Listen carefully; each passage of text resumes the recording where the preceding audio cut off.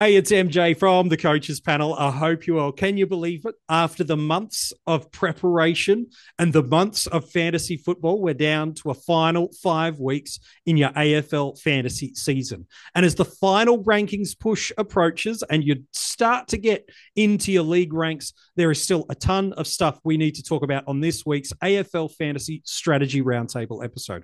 I want to talk about trade out options for you for those that do have some injured stars. We want to look at the fixtures, about those that are hot, those that are not, and what can we learn from the form versus fixture debate and decision-making dilemmas. That coming up on this week's AFL Strategy Roundtable. Joining us on this episode, a man that he made his debut for the coaches panel a couple of years ago in the 50 most relevant. It took a couple years to get him into the strategy roundtable. He made his debut last week. We had to get him back again. One of the co-founders of the AFL Fantasy Fanatics. He and the team with Guesty Jordox have been doing a power of great work in the AFL fantasy community for now nearly 2 full years. Bales is back on the podcast 2 weeks in a row, mate. Nice to be talking fantasy footy with you. It's clearly the Crows Midas touch. You and I have a podcast. Crows win. Maybe we'll just do this full time now. Yeah, exactly. Crows finals. Here we come. I think I saw the other day 1% chance when it went with the Crows. I mean finals, but now looking forward to chatting fantasy again. It's at that very interesting point of the season. I think one thing we've noticed with this season more than any is that teams are quite unique in terms of what they have been in previous years. Normally, top coaches have maybe got 3, 4, 5 players at most that are different. Whereas this year, I'm seeing teams within top 100. There's probably a good at least 5 plus. If not, you're looking at 10 to 12. Like half their team is essentially different to a lot of others. So it's going to be making for really interesting sort of in terms of top 100, top 1,000, top 5K, sort of whatever you're aiming for. I think that if you're 300 points behind, I still think there is a way you can get to a rank. So like I'm 336 points off top 100. I still think that I've got an outside chance to get there, but 1 or 2 really strong weeks could be the difference. So I guess we'll just have to see how it plays out. That's that place where you start to look to take some risk, where you go a little bit away from the pack when it comes to the vice captaincy and captain options. You start diverting with your selections along the way. And one of the things that can create that selection diversion is injuries. And while they're never great, and especially when you're on the wrong side of it, what it can do is it creates pathways to trading opportunities. Luxury trades that we are all in right now can be great for us, or you just need to ask a couple of people where they've lost 10, 20, 30, 40, 50 points, in theory, upgrading their team. Sometimes the injury, especially when it doesn't impact their score in game, can be a little bit of a blessing in disguise. There's probably 2 positions we want to talk about, Bales, that sit into that injury space. One is a Jordan Dawson. At time of recording, he's in 19% of teams overall. It was much higher 48 hours ago when lockout lifted. But still, pretty much 1 in 5 coaches that are still actively playing fantasy need to look to move him on. And then you've got Koning and Nankervis. Koning of the Tom and Carlton variety is out for the rest of the home and away season, while Nank is out with concussion. Either way, it's a trade. You roll those 2 players up. It's around about 9% of coaches that need to get moving on. Because even if you're like, oh, I'll just get Kruger and have a loop. No, that's not even an option for you. He's out injured as well with a concussion. So let's come back to one of your favorite players, I know, in Jordan Dawson. 19% of coaches are looking at him. A little over 800K. So you can still get some good options, but talk us through a couple of guys. I've got a few on my list, but if you're a Jordan Dawson owner, who are a couple of players you'd be looking to trade into if you had this injury issue of a concussion?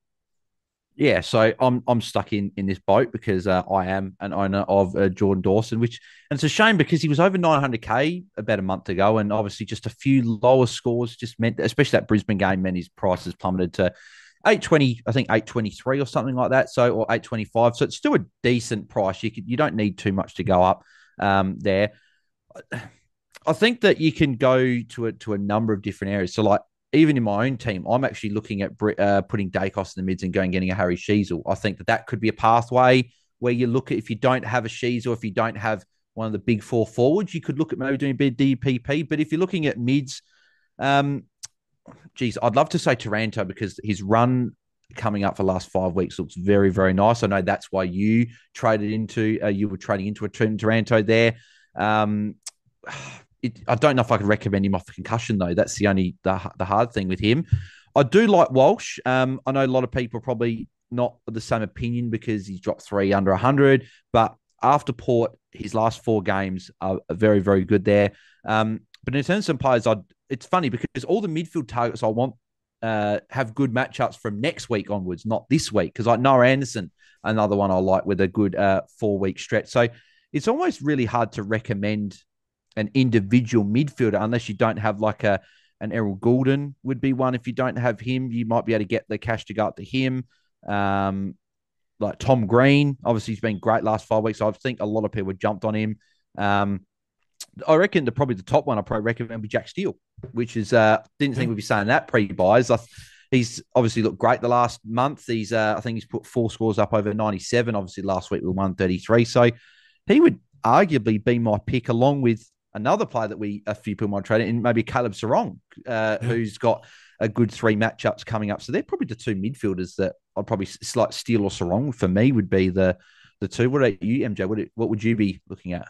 Yeah, you mentioned a couple of really good names that I had on my list. The other 2 that I'd probably put in there is a guy that actually costs you 0 cash. It's identical price point in Luke Davies-Uniacke. They've got Geelong, they've got the Tigers and the Eagles in these next 3. None of those teams really, I could say, would be a tag concern for LDU. Really favourable inside mid matchups, and North are really, really performing quite well at the moment. So you look for a high ceiling guy. He sits there. You mentioned Serong. I think he's a ripping pick. Steele, who would have thought you mentioned him? Adam Treloar's probably, if I was spending over 950K, it'd be him and Goulden that I'd feel the most confidence in getting. Treloar does, coming off 10 days ago, out with that calf concern through there, but 15% owned in the top 100, averaging 111 for the year, 118 his last 3. The only flag I'd put on it, and as you mentioned there with tough matchups, they got Sydney this week, and that's one of the hardest matchups for inside mids. And so Treloar might not be the guy you go to, but to me, geez, he's doing everything right for us at the moment. Yeah, it's tough because he played so well last week. We know that coaches obviously look at their opposition the week before, and I think Longmire might have seen that game and gone, crap, we might have to stop Treloar. So maybe does the tag go to him? I think Jordan went to him for a period of that game when they played at Marvel early in the year. But then again, we saw Adams tag Lockie Neal. But Sydney are so hard because they've got 3 players that could all tag at any given time. You've got Taylor Adams who did it last week. James Jordan's done it most here, and even a Rowbottom can go head-to-head. I think he's a test this week, so he might be back. But maybe a Rowbottom goes to a Bont. Maybe Adams goes to a Treloar or something, and then maybe Jordan sits on a Bailey Dale. So fair enough, all the Dogs guys could actually be quite well clamped this week. Like even Brisbane, none of them really scored well last week. So I would be nervous trading into a Treloar this week. But after that, I think he could be a pretty solid option if you're looking at next week. Yeah, I think so too. So let's then talk about the Nankin to Koning option. Sorry, go. I just forgot one thing with Dawson. What are your thoughts on if someone's got a Logan Evans or a Lawson Humphreys and they might be able to do a bit of loot? Because Evans plays on the Friday. If he goes well, you could put maybe a red dot defender on and you can flip Dacos into your mids and hold Dawson, or Humphreys maybe if it was on your mid bench or defender bench, you might be able to do the same thing. Could you do that? Or do you think this time of the year we're trying to trade these guys out? I think in principle, the beauty is unless you want to get into a Butters, a Rosie, a Walsh, a Cripps, you're going to give yourself, or a Nick Newman if you want to play some loops, or Houston, you can take a look and see before you make that move. When I look at the Adelaide Crows fixture moving forward, and we'll talk about players that we'll talk about fixtures soon, there's some Crows that if I was an owner of one specific Crow midfielder, I would want to jump off. There's a little hook for you for later in the podcast. That Crows midfield mix for inside mids and the fixture of who they've got coming up against, I want no part of it. Hawthorn's the hardest going around at the moment. They got Port Adelaide at the back of this 5-week stretch. They've got Sydney as well. So, yeah, I probably Crouch would be inclined not to. Who Crouch knows? might come back.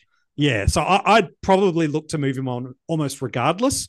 But as you've mentioned, use those loophole opportunities that come. A few weeks ago, you remember people were able to do that with a Lawson Humphreys when they played early and around Manor as well when they were looking to cover Heaney. So we do have options to kind of navigate through there. So I like it as a principle, But in terms of, man, I get an 80 from Evans, am I taking it?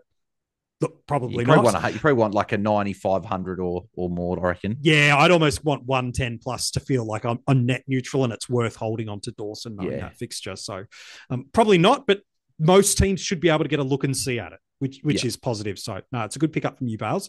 For the 9% of coaches that have a Koning or a Nankervis out, Nank is a 1 week watch. So maybe you're a Luke Jackson owner and you can loophole through the weekend. So, happy to put that on the table for if you do have the opportunity to look and see. But I think for most coaches, they're going to make that trade. Of the 9% of coaches that are active in AFL fantasy right now with those two, who are you looking to move to into the ruck line, Bales? Yeah, just with the Luke Jackson thing, don't mind that. West Coast this week, you could do that. But yeah, I think most people are trading. I think that the one is a bit hard to go past is Tristan Cherry. Geelong this week, great matchup. The only thing I would say with Cherry is that if Geelong were ever going to bring Reece Stanley in, I think it's this week. Coming off a loss last week, Cherry is obviously an imposing ruckman, physical ruckman. Geelong will know this. This is a potential banana skin game. Like they don't want to lose 2 in a row after winning a couple in a row. Do they bring Stanley in for a week to go up against a Cherry and sort of do it that way? So that's something I would flag with Cherry, but I still think even regardless, he'll go well. He would probably be my pick, I think. I think Marshall's still a decent pick. I think he's still a top 2 ruck with that ceiling.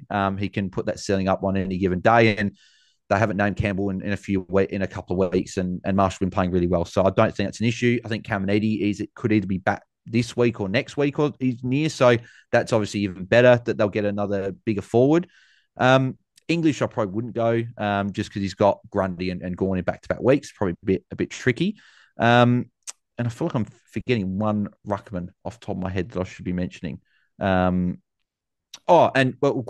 got English this week. Maybe you look at it. But I think, Cherry and Marshall are probably the two that stick out for me, I reckon. I like those. I've got 2, and they're none of the ones you mentioned. So that's awesome. I love that. I forgot one, and I know I'll let you say it because I know that you're going to say this first. Kieran Briggs. No. No. I've got 2. One's Max Gawn. Should he come back, he's depending on which pockets of the media listen to, and Simon Goodwin himself said he's playing this week, and now on their injury report, he's listed as a test. So choose who you would like to do that. It's a little bit of coin involved. He's at 961K for you, but really of the next 5 weeks, they've only got one difficult matchup, and that's on the premise that Witts plays for Gold Coast, which he himself is listed for a test. So could you get the number 1 ruck and be unique? One of the reasons you probably went Nankervis and spent big coin was you wanted high ceiling and unique. At that top end of the tree, and even in leagues, chances are Max is pretty unique. So for me, he sits right in that space. And then if you want to roll the dice, I like it. And we talked about this week on the strategy roundtable with Jordox as well. He talked about how important a ceiling player is. And there's a ceiling player that for 2 weeks only would I be interested in. And then you have to get off because this player's final 3 is Sydney, Brisbane, and Melbourne. And they are 3 mighty tough ruck matchups. I'm talking about Darcy Cameron at 866K playing against a ruckless Richmond this weekend. They already were an easy team to score against in the ruck anyway. And then it's Carlton with Pitternet the week after that. So 2 really nice matchups in good form at the moment. I think he's coming off back-to-back sort of 120s, 130 plus sort of scores for us. The risk for us, Bales, and it's something we'll talk about, I'm sure, throughout this episode is, you want these guys with ceiling, but 2 weeks and then kind of forcing yourself into jumping off before that Sydney, Brisbane, Melbourne, you are loading the trade dice, aren't you? That, man, if you can't get off him in 2 weeks because of other issues, oh, man, you could be stuck with getting some 70s and 80s in those critical final 3 weeks. Exactly. I don't mind that Darcy Cameron. The only flag is what's with Mason Cox. He's not actually on the injury report. That would be my only flag with Darcy Cameron is Mason Cox came back in. And I guess Collingwood just playing really, really bad at the moment. But then again, that hasn't stopped Darcy Cameron. He's averaging the better part of 130 points over the last 2, or actually might be over 130 points with that 140 odd. So don't mind it. There's something I want to talk about, and we kind of alluded to it at the top of the episode. I'm keen on your take about this, and that is we are at this time of the season, and last week we went through our projected using Jaden's stats based off who he projected to be the best for the rest of the year. And there was a midfielder that was in it in Caleb Serong that, based on his form, a lot of the community was understandably so really off him at that period of time. His 5 weeks building into that last week that we've just seen, he was going at 87 as a 5-game average. He had a couple of 90s in there, but nowhere near what he was doing over the first 2 months of the year, where he was basically as safe as houses ton, was pumping up some 130s, 140s. It was, in fact, the first 8 weeks of the year going at 116. And then this massive, bizarre thing happened for people. 5-round fixtures, going at 87, plays Melbourne, comes out and pumps out the best score he's had since round 8, goes a 120 odd across the formats. And it gives us this interesting discussion that I want to have with you. I do have the stats and Serong, and I'll look at that in a sec, but where do we start to let the fixtures and the forecasting of what we think should be the lead driver for a decision to either trade or hold a player, as opposed to their recent score history, which would tell you you should absolutely trade this player? So what becomes the critical eject button or the keep the faith space for you there, Bales? Because last week, depending on who you went to, it could have been a 50, 60 point swing if it went bad. Now, you could have picked up 20 or 30 points too if you got a Treloar. So it still might have been a positive net outcome for people. But what becomes the place for you where you hold versus eject in these critical junctions? I think my answer is I don't actually know, because when you look at it, there are players that got great matchups that don't put up good scores. There are players that got tough matchup that put up good scores. Like, again, a Serong, 5 games under 100. He plays Melbourne. People have got, Neil Bullen could go to him. And I thought, it was probably going to be him or Jordan Clark, one of those two he'd go to. And it was on, like, him, Brayshaw and Young were just getting so much of the ball. It didn't matter where Neil Bullen went because they're all sharing it around. So in terms of, I do like targeting fixtures and taking a little bit of account of what they've done, but more about what they've done over the season as a whole, not like the last sort of 2 or 3 weeks. So, for example, like Sam Walsh, I'm looking at targeting next week because he's got Collingwood next week, and then he goes on a run of pretty good matchups. But his last 3 have been all under 100, and he's got Port this week. If he goes under 100 again, it's 4 in a row. People are like, oh, geez, am I trading this guy out? A bit like Serong, like 4 weeks potentially under 100, and then like, what are we doing? But I'm going to be looking at targeting because I think he's got good matchups. So I think it more goes down to what they've done over the whole season, and then their fixtures, not maybe necessarily their recent form, unless there's an obvious role change, like a Luke Ryan, for example, or like, well, not role change for Ryan, but the team has changed the way they're scoring. But if a player's had a role change, obviously that's something to look at as well. But if they've got the same role that they've been averaging a decent amount over a portion of the season, I think that's still something that you can look into. So that would probably be how some. But as we say, the luck element is there. It's like, who would have thought Dunkley was going to drop a 61? Not a tough matchup, but 61 from Dunkley. Then you get an 88 from Butters, who we thought was going 110, 115 plus, and then you get some. And then Treloar, who, as I said last week, off a calf, missed the game off a calf. People trade him out, and we're like, "What's going on?" And he pumps out a 149 with 3 goals. Like it's fantasy's just it's a funny game. It really is. Yeah.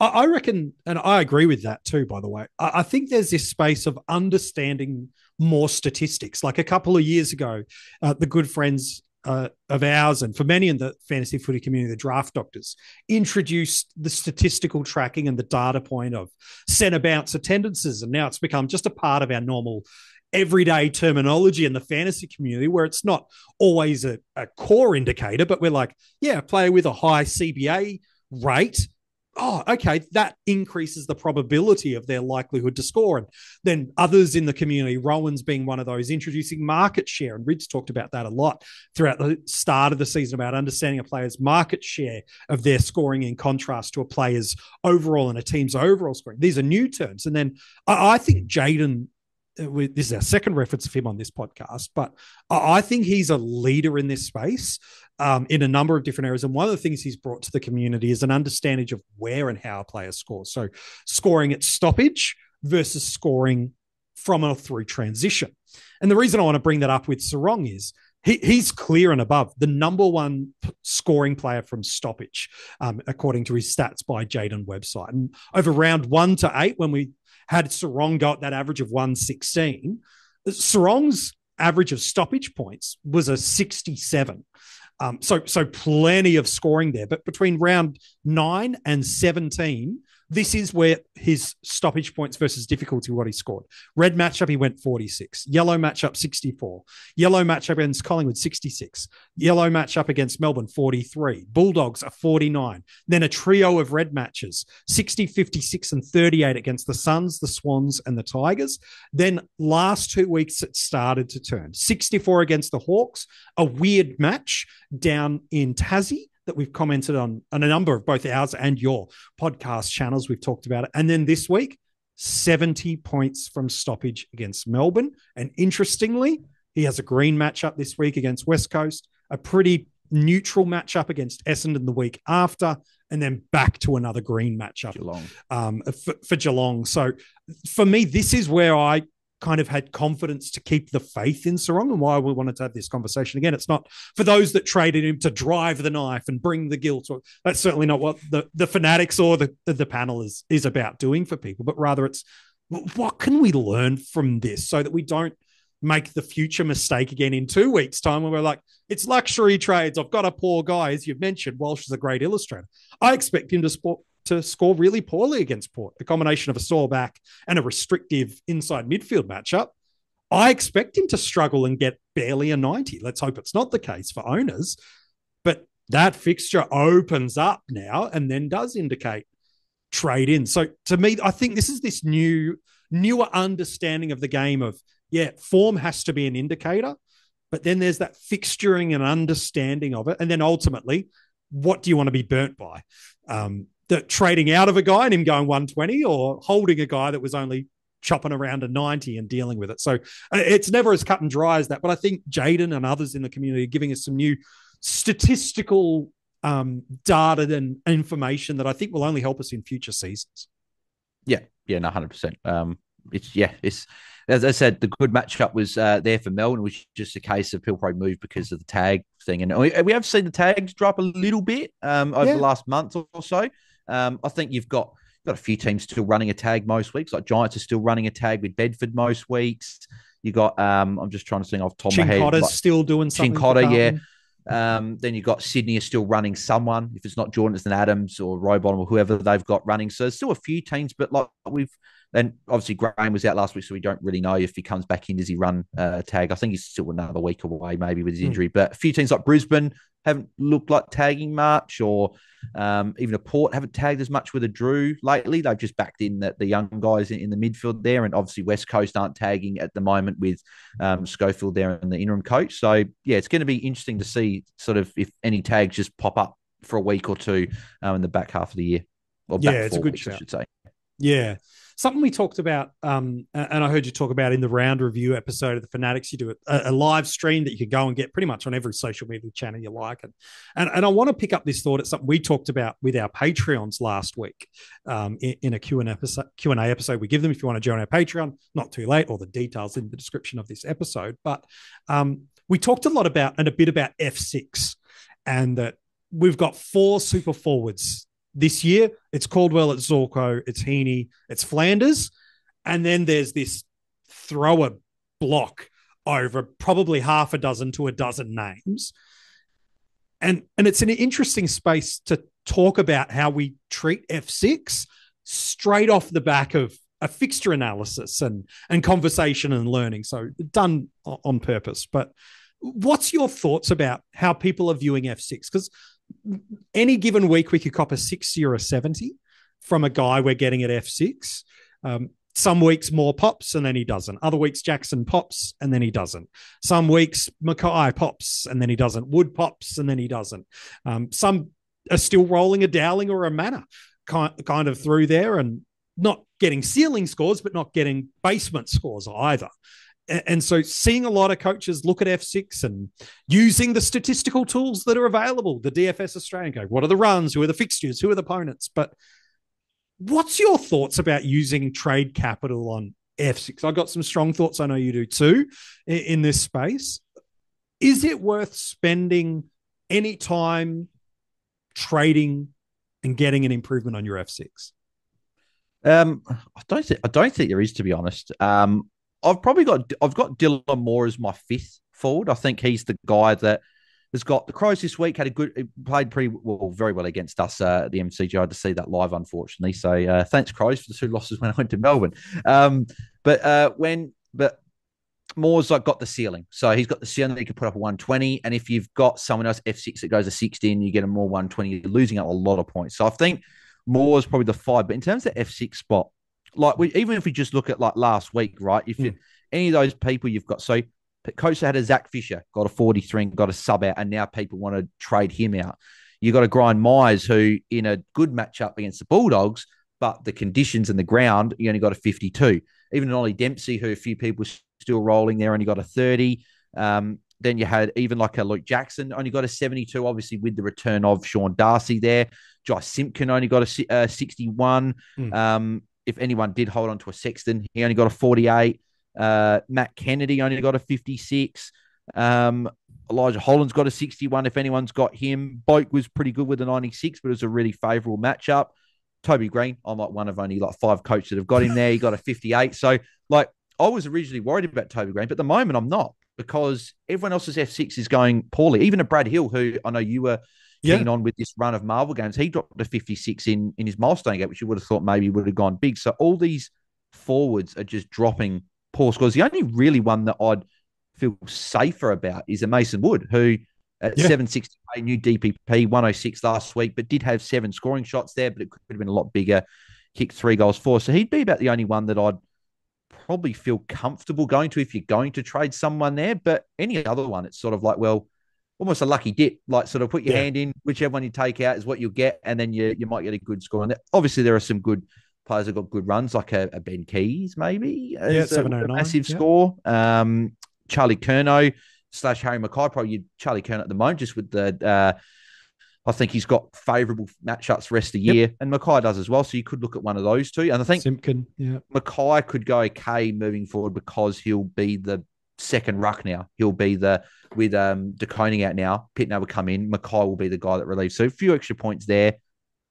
But yeah, it's sort of, do you want to touch it? If you've got, maybe this probably be one I'd ask you. If you didn't have a Dowling or a Manor at F7, to be able to loop, would that be something where you consider going a forward? Because I think a lot of us have got one of those two. You're happy to loop, but if you didn't, would that be where you'd trade your F6 to try and get someone? Look, potentially. I think the only reason I'd really trade an F6 is on kind of 2 key variables. One, you don't have one of the top 4. And there is a number of coaches that don't have Heaney, that traded out of him to get that extra score a couple of weeks ago when he missed the week. And so, if you don't own Heaney, you don't own Caldwell, you don't own Flanders, you don't own Zorko. Outside of trading out of Heaney a fortnight ago, you probably have had some pain this year without having many of those 4, certainly over the last couple of months since Caldwell's really turned it on. If you don't have that, you're not really trading your F6, but you're trading the guy probably at your F6 to get that. So I'd be okay with that. The other would be if it's the creative way to free up cash, because the F6 you have, you're like, oh man, it could be a 50-point swing and it doesn't really matter. So that's where you're like, would I normally trade into a Ben Keys? Look, probably not, despite him being, I think, the 3rd or 4th most informed forward at the moment. But if it's like, man, you're a Jackson owner, you need that extra 20, 30K to get the upgrade you want somewhere else. Well, do you want to just get rid of a dead weight and throw a red dot on your team, or you want to keep that cash spinning of a Taylor, a Manor, a Friese, or whoever? Yeah, stuff it.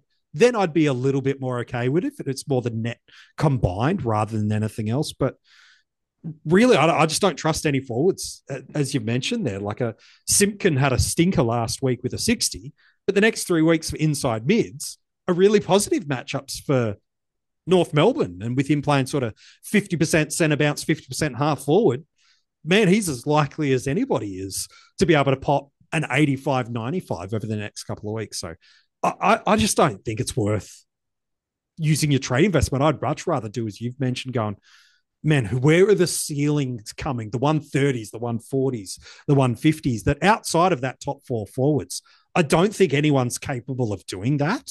I know Membry just got a 150 on. I understand that. But in terms of people you're trading into with seriousness, I just don't say I'd rather run the gauntlet with improving my ruck, run the gauntlet of improving my M8, see if I can get that designated kicker Whitfield-like score that's popped. I'd rather try to get the ceiling there than maybe make up 10 points on my opponent at F6.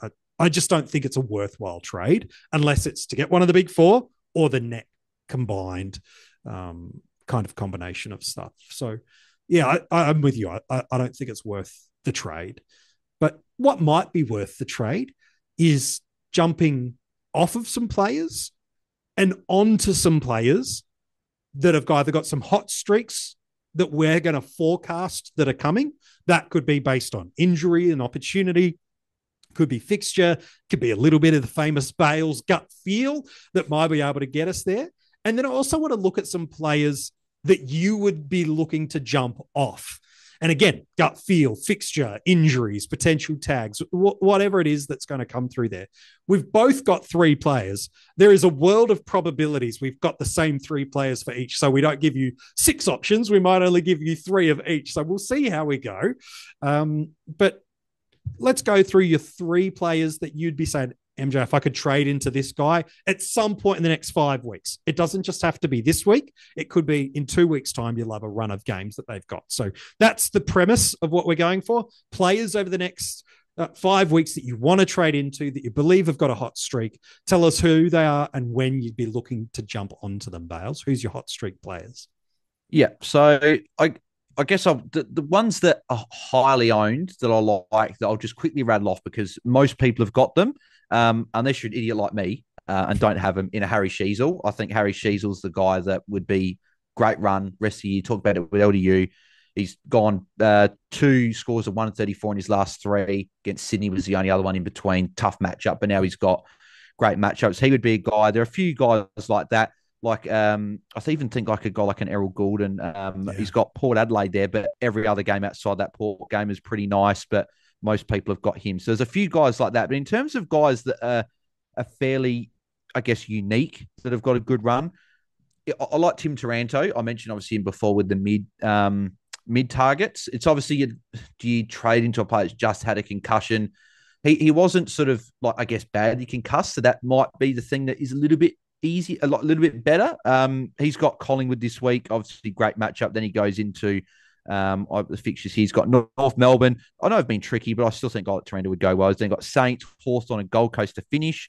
And every game is in Melbourne. He's got 3 at the G, 2 at Marvel in his last 5. Obviously mentioned with Walsh. Obviously, if his back's okay, he's got a good run after this week. Same with Noah Anderson. So they're probably the ones there that I've sort of highlighted for me because I feel like at the moment we did say we're not touching pretty much not touching it. Most people aren't touching their forwards. Most people's rucks outside of the Nankin, the Koning owners aren't touching their rucks for the most part. It's mainly defence and midfield that people are looking at. I think midfield's almost the one where you're looking at the fixture runs at the moment because defenders, most people have got your Whitfield, your Nick Martins, your Dacos, guys like that. I want to touch on Dacos when it comes to potential trade outs. I like that. But, good shout. Yeah, a few guys like that. So defense is almost settled, maybe D6, D5, maybe you do something a bit different. But midfield is the one I think where you're probably looking at. So they're probably the guys. And even, as you said, LDU is a smoky pick, a bit cheaper, could be a guy with a good run, could be someone. So they'd probably be the guys I'd be looking at, I reckon. Nice. I got 3. You mentioned one of mine just right at the end there. So happy to double down on my Luke Davies Uniac, 825K, 6% owned overall. No one in the top 100 has him. So again, if you're either competing for the top 100 or in your case, as you mentioned earlier, man, if I get a couple of variables go my way, I could crack the top 100. Players like this are going to create separation. Next 3 weeks are Geelong, Richmond and West Coast. They are the 6th, the 4th, and the easiest opponents based off the past 5 weeks of scoring for inside mids. In his last 2 against Geelong, he's averaging 106. In his last 2 against the Tigers, he's gone 111. And his last 3 against the Eagles, he's gone 108. So positive kind of ceiling elements around him and positive recency scoring history as well as recent scoring options for us. So LDU sits in the package for me. But one that I'm not into this week at all, you could do it this week, and there's a world where it's positive and the world where it's a pain point for you. But for me, it would be from round 21 onwards. I'd be desperate to get into this guy. And if doing it this week because you're a Dawson owner, hypothetically speaking, this is the only way you could get there, I'm not opposed to it. And it's Noah Anderson, 893K. Look, a Lions matchup is hard this week for him, but he's got some decent history against the Lions. There's some tons and there. It is at home as well, who we know we've heard obviously everywhere he's the number one rated player in terms of when they play at home. I think in the competition, which is quite frightening. Whether Brisbane look at that and go, oh, well, I'd imagine that they do look at that and they go, oh, maybe we need to put a berry on him. But Brisbane haven't run a tag. So it's a bit like the Serong one last week. Are they in tag? Do you do that or not? So... Yeah, I think he's had 7 games at People's First this year, and he's got an average of 122 there for the season. Crazy. So absolutely crazy. He's in 2% of the top 100. So again, you're looking for unique for separation or creating that. He's there. But from round 21 is when I'd be desperate for it. The Suns have the best inside midfield run over the final 4 weeks of the year. So good news for Flanders owners looking for that. They've got the Eagles after this week of Lions. They've got Essendon, Melbourne, and Richmond. They're all really favourable or just favourable matchups through there. And he's got that ceiling that's really important that we've talked about a few times. 154, 142, and 140s he's already put up this year for us. So Noah's right in the mix for me, honestly. If you had to do it this week, you're running the gauntlet a little bit, but hoping, as Bales mentioned, that People's First kind of just goes in his favour stadium performance. And if you can pop that, then wow, what a final 5 weeks. The other one for me is pure smoky territory, but is absolutely someone that I think could absolutely tear it up for you if you want to go unique in your back line. He's under 800K, albeit by 2K. Last 3 weeks, he's gone at 104 with a couple of 110 plus scores, unowned in the top 100 and 6% ownership. All right.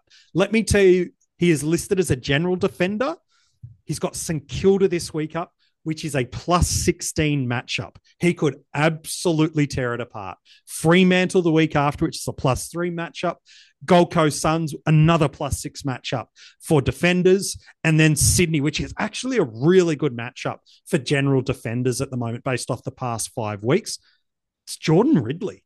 It is absolutely out of the box for you. But if you're like, MJ, I just need ceiling, I need favourable matchups. You want to get off by the last week of the year, no problem at all with that. But geez, if for 4 weeks you could pop a 110 average at D6 and he's unique for you in your matchups or your rankings push, I really like Ridley. Like of all of them, Anderson's my favourite for ceiling. LDU, there's a special place in my heart for him, despite him burning me at numerous times over the past 3 years. But Ridley's the defender for me that if you want ceiling and unique, like that could be really interesting to me. So that's good. We've got different players, which is nice. Just really, I don't mind, but I can hear people in a group chat, saying MJ shush, because they were saying about it. I think one guy in the group chat said, oh, Ridley. And then everyone's like, yeah, stop talking now. I don't want everyone knowing. Sorry about that. That's funny. There's other 3 defenders actually I'll just quickly rattle off because I like their runs to finish here because I probably didn't really touch on any. Is the Saints boys, Sinclair and the Sidewinder. We talked about them in depth a bit last week. So you probably want that in-depth discussion. Let's back to that one. It's still very relevant. Yeah. But yeah, Sinclair obviously with the ceiling as well is I like him there. And he had a poor one last week. He's got another bad matchup this week, but after that is Nick Newman. I feel like he could be a guy that finishes the last 4 weeks well. He's got Collingwood, Hawthorn, West Coast, and then St Kilda in the final week. So I know West Coast is considered a tricky matchup for defenders, but I feel like that game could be just a last quarter. They're up by a lot and just chipping around just to get through. So yeah, Newman one to, I guess, put on the sort of notebook there because he's quite unique as well. Yeah, I love that shout. Newman's got to be in that conversation for ceiling defenders for sure. Well, to wrap up the episode, let's look at the other end of the scale. And you've teased one already, as have I. I liked the one you were heading towards for us of 3 players that you could consider jumping off. Again, it could be fixture, it could be ownership, it could be tags, could be the famous Bales gut feel, or just something else that doesn't sit quite right for you. So this isn't saying you should trade out of these players, by the way, but these are players you would strongly look at trading out based on luxury season of trades. Who are the three guys you've got? I'm waiting for the outrage to hit in the fantasy community, mate. Let's see how it goes. So the first one I'll start with, and again, this is pure luxury in terms of trades. I'll start off with the one I did tease earlier, which was a Nick Dacos. And you're not doing it this week. He's got Richmond this week. Jack Graham's not going to be there. I think he's still a week one injury report, unless something miracle happens in 2 days, he recovers. He's got 4 tags incoming, and at least 3 of them are pretty much guaranteed to be going to him. So Richmond this week, he got Carlton the week after. Shinkoda is almost like odds money on of going to Dacos then. So he's got, and Carlton already restrictive matchup as it is, right? So that's not going to be great. Goes into Sydney at the SCG. Sydney have tagged Dacos in every game they've played against him, and they've got now 3 guys. Any of them could go Adams, Jordan, or Rowbottom. Then they got Brisbane. This is the one team that have decided to potentially not tag him or whatever. A Berry could potentially do a job or something there on him, but that's probably the one where there's ever going to be a game you could get away with it, because he did score a 101 against them earlier in the year. Then he finished off with Melbourne, who Neil Bullen, the only time he's really tagged the last sort of couple of months has been on a Nick Dacos, and they made a plan to do that. So those 4 matchups and potentially just at least 3 of them are really scary. So I'll be trading him because he's so highly owned. You might be able to bring in a Nick Newman next week, who we talked about, or someone like that, and goes big in the last 4 weeks. The other one that isn't probably as urgent, and I guess the rucks, and this guy can score well in any matchups. Tim English would be one you could consider this week moving, just because he's got Grundy into Max Gawn into O'Brien, who is a bit neutral. He played really well the other night, so if he's playing like that, it might be a lot more tougher to score on. Then Tristan Cherry, and then Kieran Briggs, who we know has been a bit more trickier to finish up. So that's a few tougher matchups to come. And then probably the other sort of players I'd look at trading out probably almost after this week, and it's luxuries, is those those Freo guys in a Jordan Clark and a Luke Ryan, because that they got West Coast this week, which they might score well in, but then they got Essendon, Geelong, but Giants and Port, those last 2 rounds scare me. And we've seen the shift of Freo's game style. It's not as much of this chipping around. It's more just even with like 4 minutes to go in the game, they're up by a lot against Melbourne. They want to kick as many goals as possible. So I don't think the ceiling will be there for either of Ryan or Clark, even though Ryan can hit a ceiling at any point. I just think that there are so many defenders we mentioned before that have got good runs. Midfielders, if you can do DPP switching, have got good runs for the final 4 weeks, not just like 2 or 3. So they're probably the ones that stick out to mind for me as the ones that you could look at moving on, I reckon. I like that. And importantly, some of these names, in terms of the heavy ownership in that top 100 or high ownership in leagues too. So potentially this is where that benefit for you can come, is if, yes, trading out of these highly owned or highly desired players historically goes your way, man, you're getting off a poor score and getting on a good one just in one move. It could be 100-point separation. And without your captain or vice captain having to pop anything crazy, that could be the difference in either ranking, getting top 100, top 1,000, or winning a critical league matchup. So I think you've given us some nice names to consider. Let me throw 3 more in there. One is unlikely to be highly owned based on ownership, but I'll put him in the mix. And then other 2 might sit in that slightly more jarring names, but I like to put them in the mix anyway. One that I would want to be jumping off immediately would be Rory Laird at 895,000. There's a number of reasons for it. One is fixture, which we'll talk about. The second is he is carrying a little niggle off the back of that injury last weekend. It's why he ended up going forward. And I'm not trying to take away credit from Matthew Nicks, but that was why Ben Keys moved into the midfield. It wasn't he's got a hot hand and pushed him up for his first CBAs of the year, but rather it was, man, no Dawson, no Keys, jump in the mid, son. And so that's why Ben Keys was there. And then the other that you mentioned is Matt Crouch is listed as a test. And while I doubt very much he'll come back this week for the Hawthorn matchup, just another variable change into that Crows midfield is enough for me to jump off. The main driver, though, for me is the fixture. It's not pretty. 3 of the next 5 are horrible. He's got the hardest matchup for inside mids this week against Hawthorn, and the 4 hardest mids to score against are Hawthorn, Freo, Port, and Sydney. Crows have 3 of those, and only 1 good matchup in Geelong. So geez, I just don't want any part of the Crows midfield now with that fixture. Trading Rory Laird, that's it's cutting deep, that one. Yes, I'm so sorry. I'm so sorry. It's probably for you. If someone say trade Josh Kelly, that's the. Oh, don't even. No. If you're watching the video, like literally, you just watch the soul leave Bales as we had this conversation. Just devastated that I would share this news in front of him. But he's a great fantasy player. Just don't think the next 5 weeks is going to go to him. The other two are a little bit more highly owned, probably a little bit more controversial takes. One's owned by 99% of the top 100, 47% overall, and at 900K. Tom Green after this week. This week, it's a good matchup. The reason I mentioned, this is their 4 last weeks. They got the Hawks after this week. Hardest matchup for inside mids. I expect Connor Nash to also do a similar sort of role that we saw Nash do on Serong a few weeks ago. Then it's the Lions. Last couple of games as well. Exactly. Lions, they're just pretty negligible for top 5 hardest to score against the Lions.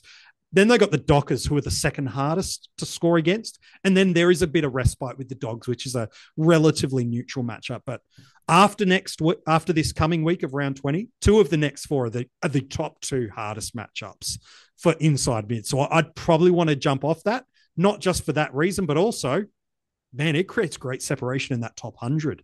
And Bales has given us a couple of guys that have got great ceiling. Imagine doing a Green to an Anderson type move, make a little bit of money. You go from one of the hardest inside mid matchups to one of the easiest. There's no guarantees, but the fixture and form indicates it's there. The other one for me I'd consider jumping off would be Zach Butters. I know he's one of the most formed mids at the moment. That should have been one I said as well. Yeah, I like that one. 57% of the top 100. He's got potentially back-to-back tags the next couple of weeks with Chincotta and Jordan. Sydney, regardless, if they don't put Jordan on him and they put, as you mentioned, an Anderson, Adams or a Rowbottom or anyone goes near, they're the third hardest matchup for inside mids. And then in that really important final week of the year, it's the Dockers, which on paper are the number 2 hardest inside mids over at Optus matchup, as well. And over at Optus too. So for me, there's just enough things about Zach that I'd be like, ooh, a couple of tags, a couple on tough paper matchups. Like all it takes is one more snap and he'll get suspended. Feel like the gauntlet is pretty close to running at an end with Zach. Even with Butters as well, Melbourne, if Neil Bullen decides to tag in, there's that. And then the showdown, round 23. And you would fully well know as well, just these showdowns, there's not many. They're not high-scoring fantasy games either. You might have a couple that go over 100, but there's normally probably max 4 tons. And like the only one I can remember where there was a lot was, I think, when either side has had a thrashing, when a lot of players get involved. But most of the showdowns of the last even few years have been quite close. So that's, another one that could be not a great score. So, I like that one. We trade out of Butters. Yeah, no, it's good. So there you go. So there's a couple of guys that we're saying, look, on paper, looks a little challenging. Tread with caution.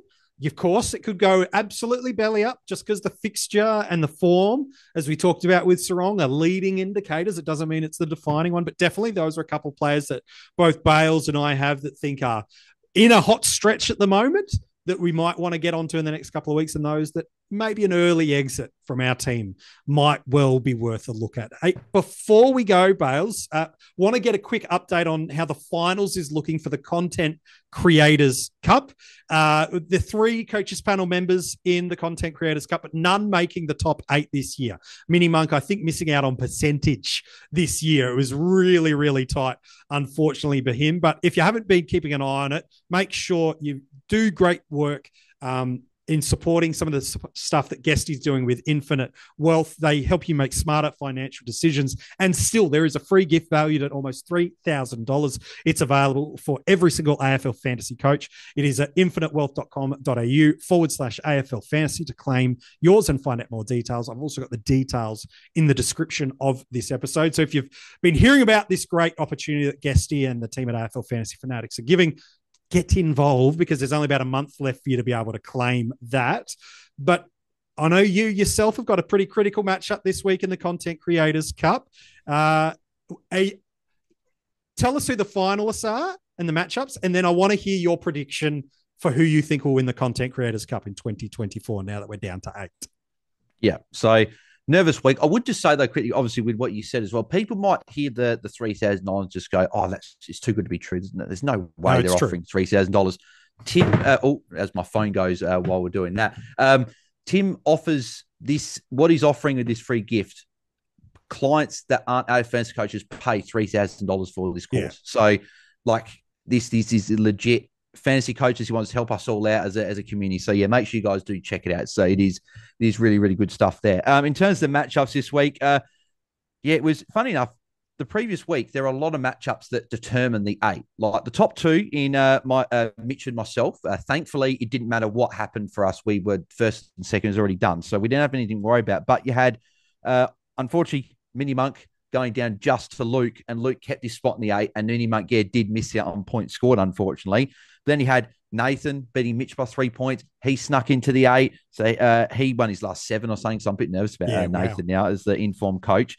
Warney beat Roy, knocking Roy out of the top 4. Warney going to 4th and getting the double chance. So there was just so much movement in this final week as well. And a few coaches just got really unlucky. But in terms of the matchups this week, you got the 2 qualifying finals. So you got Mitch, who finished first on the ladder, up against Warney, who finished 4th. So double chance for Warney. Be interesting to see what happens there.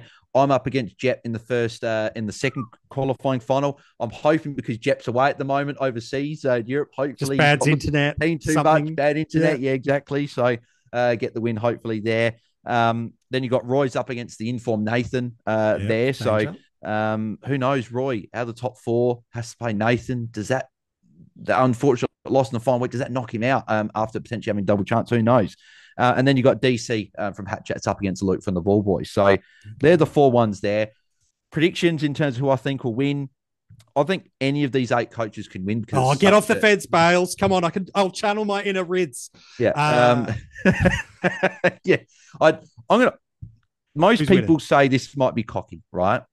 I like it. I'm gonna I've backed myself in this year in terms of trades. I've gone, okay, I'm not gonna say with this person with their trades, I'm gonna do this. So I'm gonna back myself in because that's worked for me this year. So I'm gonna go myself. If it's not me, it's a bit hard pressed to go past last year's winner in Mitch, who's obviously currently ranked 6th as well, going for a car at the same time as well. So he'd be my pick if it's not myself. But obviously the hope is I win it. And obviously the winner of this money goes to a great cause with all the coaches picking charities for the winning money. So, it'll be really, really good to see who wins. It'll be a bit of a nervous wait for just myself. We will be cheering you on, my friend, with no coaches panelists sitting in the finals, unfortunately, this year. We'll have to attach ourselves, but maybe you probably don't want that bad luck attached to anybody. So just let us know who you'd like us to cheer on, and we'll see how he goes. Hey, mate, it's been a pleasure chatting now 2 weeks in a row with you on the coaches panel and getting some of your thoughts. I know our listeners are the same. Greatly appreciate your insight. Where can we keep in touch with you across social media and also the AFL Fantasy Fanatics? Yeah, so you can follow me at BalesDT across all the socials there to keep up with me across those. And then at AFL Fantasy Fans on X or Twitter or whatever people call it. I still call it Twitter. And then Fantasy Fanatics on YouTube. Content there's daily. We got heaps of stuff. There's my own videos I do, but then we've got our podcast on the Sunday night review show, Tuesday night live Q&A, which we live just shortly after recording this, and then Friday the pre-lockout chat that we do answering everyone's sort of questions once people are panicking with team changes or late changes or whatever. We're live for an hour, about an hour and a half before the bounce of the ball on the Friday night. So if you want to check us out, we're there. But MJ, appreciate it. Love coming on to chat some fantasy, and looking forward to another good week, hopefully. Yeah, hopefully. So with final 5 weeks of the year, whether it's leagues or it's rankings, we hope that some of the stuff you've heard throughout this episode has been able to help you navigate the very important trades and captaincy, vice captaincy decisions you are going to be making heading into this week. If any of those links and places that you heard Bales mention just before, you're like, oh, what was that? Don't worry. All the details for that are in the description of this episode. In that is also where you can find the Infinite Wealth kit that is available for the AFL fantasy fans. The link is for there where you can get in touch with us and become part of our Patreon. And also you can find all the links and details to get in touch with the coaches panel. We wish you well. Round 20, it could be an absolute season-defining one for you. We hope it is kind to you. We'll be back with you next week talking all things AFL fantasy.